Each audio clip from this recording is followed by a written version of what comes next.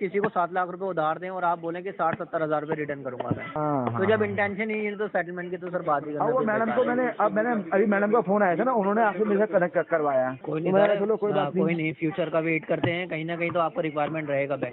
नमस्कार दोस्तों, बीजी loan help में आप सभी का स्वागत है। हाँ जी सर। हेलो। हेलो, आवाज़ आ रही है? बहुत हाँ बढ़िया, जी, बहुत बढ़िया। करण जी अहमद बात कर रहा हूँ आईसीआईसी बैंक की तरफ से। हाँ जी, बोलिएगा। क्रेडिट कार्ड के रिगार्डिंग आपसे बात करना था सर, सेटलमेंट के लिए बात करना चाह रहे थे, बताइए। जी जी जी, बताइएगा बताइएगा। मैं सर कैसे क्लोज करना चाह रहे हैं?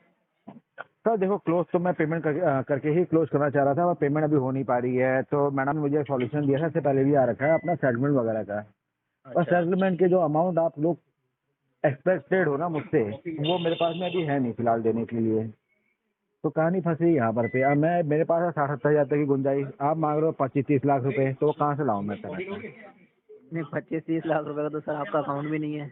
नहीं, वो मैं मम्मा का मांग तो रहे हैं ना आगे से, अब क्या बताऊँ मैं। अब मैं तो कह रहा हूँ उसके लिए तो मुझे भैया पाकिस्तान को बेचना पड़ेगा 3-4 बार। सुनिए सुनिए, आपको इस कार्ड के अगेंस्ट में कितना अमाउंट ऑफर किया गया है? मेरे को तो इस कार्ड के अकॉर्डिंग वो 3-4 लाख रुपये मांग रहे थे, याद भी नहीं है वो अमाउंट, याद ही नहीं रहती ना, जो दे नहीं पाते हम, जो कैपेबल नहीं है देने में।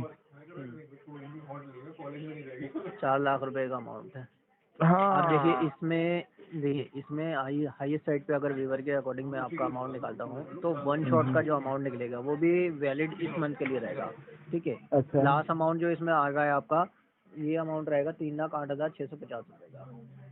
हम्म। अब देखो, जो आपने अमाउंट बोली ना, वो अब लगा लो मेरे कान के अंदर से निकल के दूसरे कान से बाहर निकल गई। अमाउंट सर कुछ ऐसा बताए ना जो कानों को सुनने में अच्छी लगे सर। नहीं सर, कस्टमर को तो सर सुनने में अच्छा लगेगा सर, फ्री में क्लोज कर दें, नहीं नहीं, फ्री लेकिन वाला हो तो नहीं है ही नहीं सकता ना वैसा। सर वो। आप विश्वास नहीं मानोगे, भंडारे भंडारे ये जो। अगर कस्टमर ने 7 लाख रुपए यूज़ कर रखा है तो सर 50% तो नॉर्मली आज के टाइम में वेवर है ही। बट मैंने हाँ तो हाँ। आपको वो भी नहीं बोला सर, हम्म। जो हाईएस्ट साइड पे हम इसको क्लोज कर सकते हैं वो अमाउंट मैंने आपको बता दिया। तो सर ऐसे तो फिर केस चला आरटी पे चलता रहेगा, फिर तो ये राइट ऑफ चले जाएगा, फिर उसके बाद ये विंटेज चले जाएगा, फिर ये साला क्या है आपका, अभी क्लोजिंग आने वाली है, ईयर एंड आने वाला है, फिर ये तब जाएगा, इस ईयर एंड भी नहीं होगा तो अगले ईयर एंड पे होगा, 25 में नहीं होगा, 26 में होगा, फिर केस चलता रहेगा। बर्डन आप पे भी है, मेरे पे भी है, प्रेशर आपके ऊपर भी मेरे ऊपर भी है, तो ऐसा कोई फायदा ही नहीं ना सर। सॉल्यूशन जब हम एक मीडिएशन टेबल पे बैठे होते हैं ना, तो दोनों तरह से होना चाहिए। 3 लाख तो आप मुझे बोलोगे ना, मैं अपनी बॉडी के सारे पार्ट भी बेच दूंगा ना, तो भी नहीं आ पाएंगे, मैं साफ बोलूँ, शुक्र रहना। तो सर 7 लाख रुपए यूज़ कहाँ करा फिर आपने? 7 लाख सर हो गए, वो थोड़ा सा हॉस्पिटल वगैरह का। आप जानते हैं आपके यहाँ पे जितने भी सीनियर, आप तो खैर बैंक से हैं भी नहीं, और मैंने फालतू में ऐसे बैंक से ना, आप तो हो तो आप भी डीआरए से ही हो खैर। पर कहने का ओवरऑल मतलब मेरा ये है कि ये पैसे मैंने बता रखा आपके जो बैंक के जो ये बैंकर साहब हो गए ना, कि मेरा सारा पैसा कहाँ गया हुआ, मेडिकल में सारा पैसा घुस गया मेरा ना। तो कहानी तो यहाँ फंस रही है ना। अब वो भी अप्रिशिएट नहीं कर रहे हो इस चीज़ को, वो भी नहीं कह रहे हाँ भैया जेन्युइन प्रॉब्लम हो है। अब क्या कर सकते हैं सर? नहीं तो ऐसा पॉसिबल है कि कहीं से हम 7 लाख रुपए उधार लें और बाद में उन्हें बोलें कि मैं तो 60-70 हज़ार रुपये लाख रुपए ही दे पाऊंगा, पॉसिबिलिटी है? सर पॉसिबिलिटी ये भी होती है कि पॉसिबिलिटी जो आदमी का मतलब इतने बैंक डूब गए, इतने सारे लोग डूब गए आजकल, तो ये सब अचानक से होता है सर, रियर होता है, पर होता जरूर है।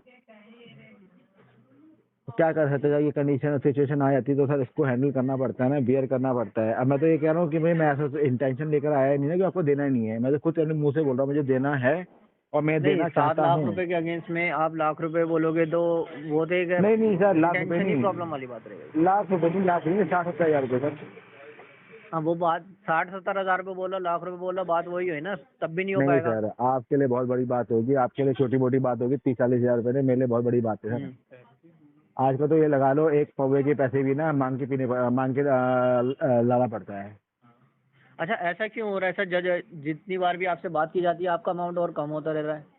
आप नहीं पहले नहीं बात कर रहे थे कि मैं 2 लाख रुपए में क्लोज करवा दो, अब आप सर, ये साठ ना सत्तर हज़ार पे आ गए। नेक्स्ट टाइम अगले महीने बात कि करूंगा फिर आप बोलोगे सर 40-50 हज़ार में ही करवा दो। ये ऐसा है ना सर, ये डीआरए एजेंट के जो कान है ना वो अलग ही चलते हैं। जो बंदा फिगर बोलता है वो अपने आप ही उसमें ना मल्टीप्लाई बाय 3 और 4 कर देता है। अब मैंने बोला होगा 50,000, 1 लाख रुपये, 60,000 रुपये, तो उसने उसमें मल्टीप्लाई कर दिया 3 से या 4 से, तो वो फिगर तक जाके 2.5-3 की पहुंच गई सर। ये दिक्कत यहाँ डीआरए एजेंट की भी है ना, सबसे बड़ी दिक्कत ये है। अब अच्छा, कोई बंदा बोलेगा ना, कस्टमर का सर कोई दिक्कत नहीं होता, 7 लाख रुपए सुन यूज तो करे लो, बाद में बोले 60-70 हज़ार रुपये ही दूंगा मैं। मैंने खुद भी ना कुबेर डिटेक्टिव में जॉब करा है। जब कोई सामने वाला बोलता है भैया मैं 50,000 देने में कैपेबल हूँ, तो मैं जमाने पहले आ जाता हूँ तो 50 तो ये मुंह से बोल रहा है, लाख तो ये निकाल लूंगा मैं। अच्छा, तो ये हमारे साथ में होता है सर। आप नहीं वो तो लाइफ में सर पॉसिबल नहीं है। नहीं सर, और बैंकों का तो पॉसिबल है, और वे कईयों के हो गए। अब पता नहीं ऐसे से कौन सा सुनिए, अपना एटीट्यूड में नहीं घूम रहा है। दूसरे बैंक की बात करें, ऐसा पॉसिबल है कि आप ये कार्ड ले जाके आप किसी और अदर बैंक में जाके क्लोज करा सकें? नहीं आप ही से होगा क्लोज सर, इसलिए मैं आप ही से तो सर बुखाती फिर हूँ। अदर बैंक की तो बात ही नहीं करनी है सर। नहीं आप स्टार्टिंग अदर में हर बैंक बैंक। आपको फ्री में करके दे दे सर, उससे मुझे तो कंसर्न नहीं है। बिल्कुल बिल्कुल। वो आपको क्या वेवर दे रहे हैं मैं तो सर जानता ही नहीं ना उस बैंक के लिए। पर सर पुराने एग्जाम्पल्स के बिहार पे, पुराने जो आपका सर नॉलेज है, जो एग्जाम्पल एक्सपीरियंस तो है मैं ना। भी दूं कि कस्टमर तो सर सिबिल भी इम्प्रूव करा रहे हैं, टोटल अमाउंट पे कर रहे हैं, तो एग्जाम्पल तो ये भी है। पर सर ऐसा होता है ना, मेरा सिविल का कुछ होने वाला नहीं, क्योंकि 4-5 सेटलमेंट तो वैसे ही हो गए, आप लास्ट के 1-2 में हो। नहीं सर एग्जाम्पल तो फिर बहुत सारे होते हैं ना। सिविल में तो ये है ना, लाइफ का सेटल ही कस्टमर दिखाएगा सिर्फ अपने सर। बेनिफिट वाली चीज देखता है। सुन कस्टमर को ये तो भी तो लो। देखना चाहिए टोटल अमाउंट कर दूं मैं। आप प्रोफेशनल हो सर, मैं आपसे बिल्कुल प्रोफेशनली बात करूंगा। आपको भी पता है इस चीज़ के बारे में, एक बार सेटलमेंट करवा लिया आपसे कि मैंने, तो लाइफ टाइम मेरे पैन कार्ड में, मेरे क्या बोलते सिविल में तो सेटल ही दिखाएगा ना। वो तो रहेगा अगर आप सेटल कर रहे हैं तो। बिल्कुल, और वो तो मैं ऑलरेडी करवा चुका हूँ आपसे, नहीं तो औरों से तो करवा ही चुका हूँ मैं, तो मेरे तो वैसे भी कुछ होना नहीं है। ठीक है ना, तो अब जब करना ही है तो सभी करके फिर निकलते हैं, फिर दूसरों को ये नहीं लगेगा कि हमारे साथ पार्शियलिटी कर दी इसने ना। तो कहानी सर ये फंस सेटल रही है। करके भी तो बैंक तो जो पॉसिबिलिटी होगी जहाँ पे आपको रिटर्न में दे सकता है वही अमाउंट तो डन कर सकता है आपको। वो तो होता ही है सर, जब केस एनपी में होता है तो ऑफर अलग होते हैं, और जब वो केस राइट ऑफ में पहुंचता है तो ऑफर अलग हो जाते हैं, और जब वही केस विंटेज में पहुंच जाता है ना, तो केस उसकी जो अमाउंट होती है ना वो चेंज हो जाती है। आप तो खुद एक्सपीरियंस हो, आप जानते हो। कितना टाइम हो गया आपको ऐसे डीआरए में जॉब करते हुए? कोई दिक्कत नहीं है, आप इसे अगर 10 साल भी छोड़ दोगे ना सर, अब इससे नीचे नहीं आएगा ये अमाउंट। सर फायदा क्या होगा सर, जो थोड़ा बहुत मिल रहा है वो भी आप उससे मतलब कि वो ज़्यादा लालच के चक्कर में ना आप उसी भी हाथ धो बैठोगे। सिबिल में सुनिए बैंक हाथ धो के कहीं नहीं बैठेगा, कहीं ना कहीं आपको सिबिल की ज़रूरत पड़ेगी। आप कहीं ना कहीं कुछ चीज़ें अपडेट ज़रूर करोगे तो वहाँ पे कोई नहीं, फ्यूचर है सर, बहुत सारी चीज़ों की ज़रूरत पड़ेगी आपको फ्यूचर में, सर वो तो बिल्कुल आप ठीक खुद बात है। बैंक से कनेक्ट करोगे सर।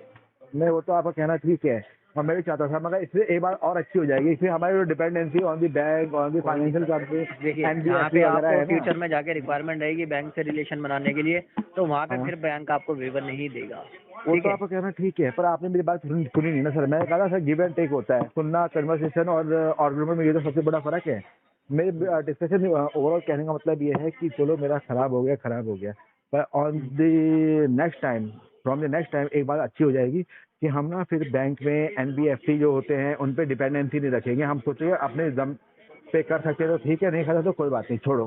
फिर इतने बड़े बड़े रिस्क भी नहीं खेलेंगे ना भाई साहब हम। अच्छा कहने का मतलब चलिए ये सर, है। अभी तो फिर आपका इंटेंशन नहीं है कि आप इसे नहीं सेटल करके close इंटेंशन करें। है, आप ऐसा नहीं बोलिएगा। देखिए आप अगर 60 से 70,000 आप बोलेंगे तो वो इंटेंशन में नहीं आता, पर ये वो क्योंकि इंटेंशन में ऐसा आता है। पॉसिबल कहीं पे भी नहीं है आप किसी को 7 लाख रुपए उधार दें और आप बोलें कि 60-70 हज़ार रुपये रिटर्न करूंगा मैं।